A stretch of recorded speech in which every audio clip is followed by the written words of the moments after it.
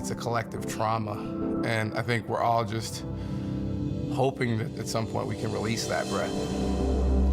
When he got to the point where he was crying for his mother, I stopped breathing. Because that's what mothers do for their sons, is they stop breathing so that they can breathe. I felt like, how could the world, because it was the world, be so inhumane to somebody? That video reflects a moment that forever changed history as we know it. 3 years ago today, George Floyd's life was violently taken.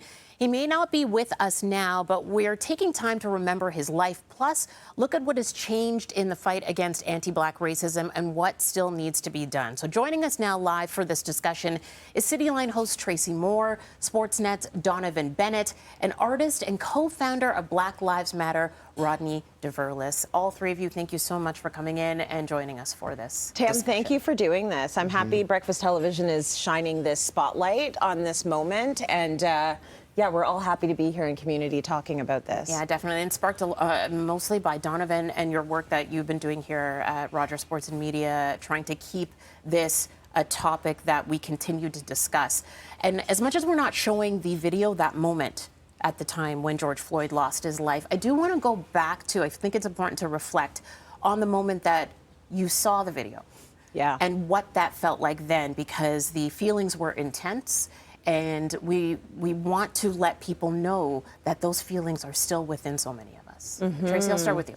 I think it's a moment where none of us are ever going to forget. But there have been so many moments like that. I want to put that, say that immediately.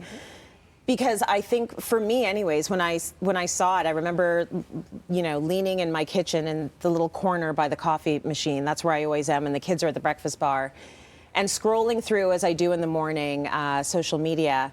And I kept seeing the same image coming up. And I'm sort of just passing by it, because I think as Black people, we have to insulate ourselves sometimes from the trauma that is running freely through the media and through social media at any given moment. So at some point I stopped to look and see what the story was. And it stopped me in my tracks. And it was just, it's a gut punch. It's one of those moments where you don't necessarily know how to process your feelings. And for me, I wanted to believe that this is some kind of a deep fake, and it wasn't really happening this way, because the inhumanity of having someone on the street snuffed out like that while people watched was gross. Yeah. And to know my kids are in the room and I'm watching this, I didn't even talk to them about it. That's not a conversation I wanted to have. Couldn't do it. Donnovan. Yeah, apologies to our audio team, because my heart is racing just thinking about it now. So for me, I was numb. Seen many of the videos before. Our trauma often trends. We can see it on demand now because of devices. But and a colleague of ours, Penny, said it in the video, her mother's perspective. And when it got to the point where he was calling for his mother, that changed. That numbness came alive, because this was the first time of all these videos that I was watching, and instead of seeing myself in that spot, I now had a young child.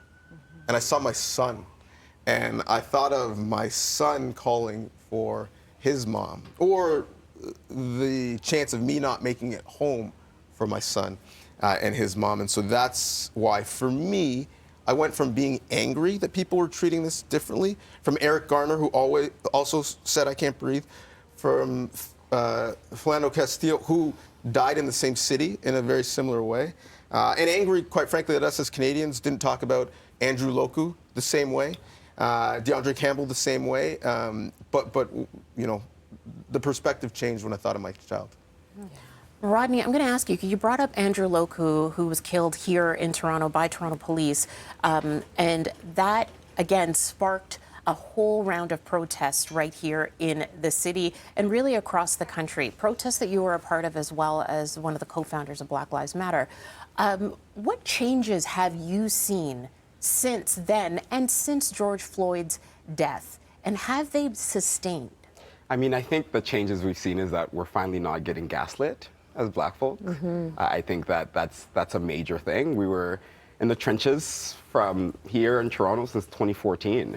And so that was 6 years of sustained actions in which we were told that our issues didn't matter, in which we were told that this isn't as serious as we're making it, and we were told that there weren't that many cases in Canada. So 6 years of being gaslit, that moment in 2020 really was a watershed moment in terms of acknowledging in many ways that this is real.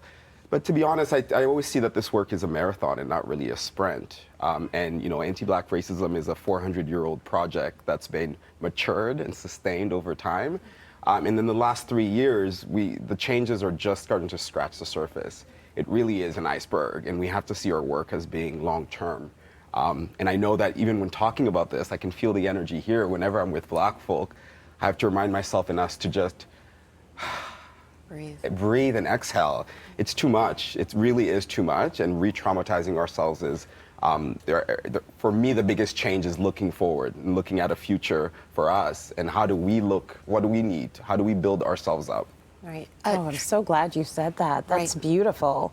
Because it's the re-traumatization. I think we have to be really careful, and we have to really walk through this process with care.